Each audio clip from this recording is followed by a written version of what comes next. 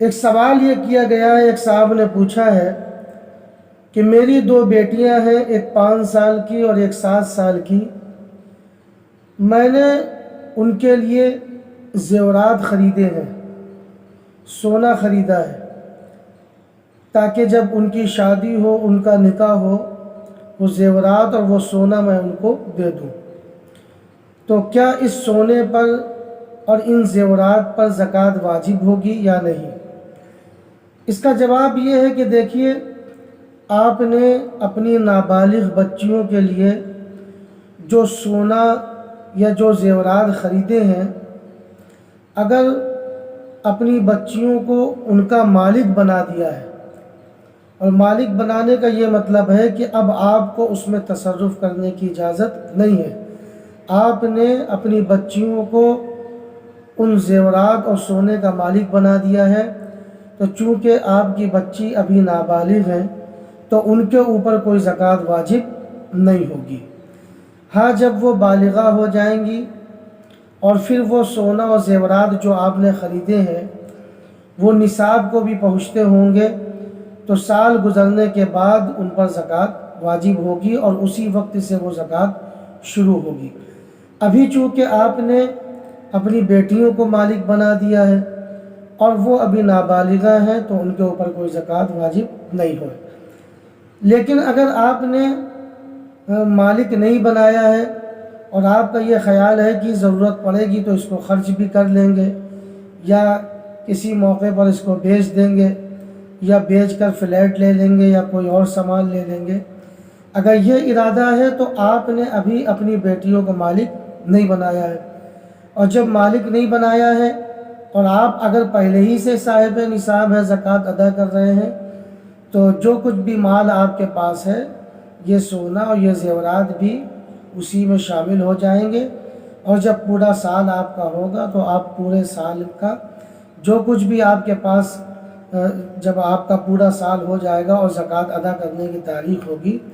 تو اس وقت دیکھا جائے گا کہ آپ کے پاس کتنا سونا ہے، کتنا پیسہ ہے۔ یہ سارا سونا اور زیورات بھی اس میں شامل ہوں گے اور سب کو ملا کر 2.5% زکوٰۃ نکالی جائے گی۔ دوسرا سوال یہ ہے کہ میرے 2 بیٹے ہیں، ایک صاحب نے پوچھا ہے کہ میرے 2 بیٹے ہیں، ان کو کئی سالوں سے عیدی مل رہی ہے اور تقریباً دونوں کی عیدی ملا کر 70-75 ہزار روپے ہو گئے۔ تو سوال یہ ہے کہ کیا والدین کے اوپر میرے اوپر زکوٰۃ واجب ہوگی یا نہیں؟ تو اس کا جواب یہ ہے کہ دیکھیے، جو بچوں کو عیدی ملتی ہے وہ عیدی بچوں کی ملکیت ہوتی ہے، اور چونکہ جیسا کہ آپ نے بتایا کہ بچے ابھی نابالغ ہیں، ایک 7 سال کا ہے، ایک 11 سال کا ہے، تو نابالغ ہے تو ابھی زکوٰۃ ان پر واجب نہیں ہوگی۔ جب یہ بالغ ہو جائیں گے اور ان کے پاس جو کچھ بھی رقم ہوگی اور وہ نصاب کو پہنچتی ہوگی اور پھر سال جب گزر جائے گا تب یہ زکوٰۃ کو ادا کریں گے۔ ابھی چونکہ یہ نابالغ ہیں اور یہ عیدی انہی کی ملکیت ہے، اس لیے ان کے اوپر چونکہ ابھی زکوٰۃ واجب نہیں ہے تو اس عیدی کی زکوٰۃ نکالنا بھی واجب نہیں ہوگا والدین پر، نہ والد پر واجب ہوگا نہ والدہ پر واجب ہوگا۔ اور ایک بات اور ذہن میں رکھیں کہ یہ عیدی جو ہے بچوں کی ملکیت ہوتی ہے، والدین کو اس بات کی اجازت نہیں ہے کہ وہ اس میں تصرف کریں۔ جیسا کہ عام طور پر دیکھا جاتا ہے کہ بچوں کی عیدی میں والدین کبھی تصرف کر دیتے ہیں کہ ان کے بچوں کو کسی نے عیدی دی تو یہ حضرات بھی اسی عیدی میں سے دوسرے کے بچوں کو عیدی دے دیتے ہیں، تو یہ غلط ہے، یہ درست نہیں ہے۔ بچوں کی جو عیدی ہے وہ بچوں کی ملکیت ہے اور والدین کو اجازت نہیں ہے کہ وہ اس عیدی میں تصرف کرے۔ ہاں، اگر اس عیدی کو انہی بچوں کے ضروریات میں خرچ کرے جن بچوں کی وہ عیدی ہے تو اس میں کوئی حرج نہیں ہے۔ تیسرا سوال یہ ہے، خاتون نے سوال کیا ہے کہ گھر کے جس حصے میں میں نماز پڑھتی ہوں وہاں ایک دیوار ہے اور اس دیوار میں ایک گھڑی لگی ہوئی ہے، کبھی کبھی نماز پڑھتے پڑھتے اچانک نگاہ جو ہے وہ گھڑی پر پڑ جاتی ہے، اور سمجھ میں بھی آ جاتا ہے کہ کیا ٹائم ہو رہا ہے، لیکن میں اپنی زبان سے اس کو دہراتی نہیں ہوں، لیکن میرے دماغ میں یہ بات آ جاتی ہے، سمجھ میں آ جاتا ہے کہ کیا ٹائم ہو رہا ہے، تو کیا اس سے نماز فاسد ہو جائے گی یا سجدہ سہو واجب ہوگا؟ تو اس کا جواب یہ ہے کہ صرف کوئی چیز سامنے جیسے لکھی ہو یا گھڑی میں یا دیوار میں گھڑی لگی ہو